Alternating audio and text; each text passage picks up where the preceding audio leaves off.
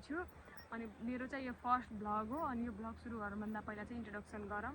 मेरो नाम चाहिँ ममता अनि म बस्ने भनेको चाहिँ लम्की राजीपुर। अनि स्टडीको कुरा गर्ने हो भनेपछि म 12 पास हो भनौँ है।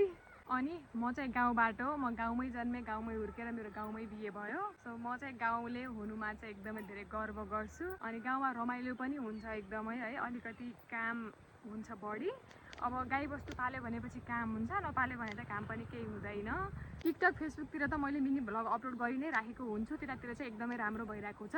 अनि त्यहाँबाट आउने साथीहरूलाई चाहिँ थाहा नै छ होइन, अनि मलाई चिन्नु नै हुन्छ उहाँहरूले। जसरी मलाई टिकटक फेसबुकतिर माया देखाइराख्नु भएको छ अनि युट्युबमा पनि माया देखाइदिनु होला। अनि टिकटक फेसबुकदेखि आउनु भएको साथीहरूले चाहिँ कमेन्टमा पनि लेख्नु होला है कहाँदेखि आउनु भएको भनेर। अनि मैले चाहिँ पहिला पनि एउटा युट्युब च्यानल खोलेको थिएँ कि त्यहाँ पनि एकदमै राम्रो भइरहेको थियो। अनि त्यहाँमा चाहिँ 5000 भन्दा पनि बढी सब्सक्राइबर हुनुहुन्थ्यो क्या। अनि तर बिचमा मेरो जिमेल आइडी हरायो अनि मैले रिकभर पनि गर्न खोजेको तर भएन क्या। अनि त्यही भएर युट्युब च्यानल हराएको हुनाले चाहिँ मैले फेरि नयाँ खोलेको। अनि यसमा चाहिँ मेरो यो पहिलो भ्लग हो।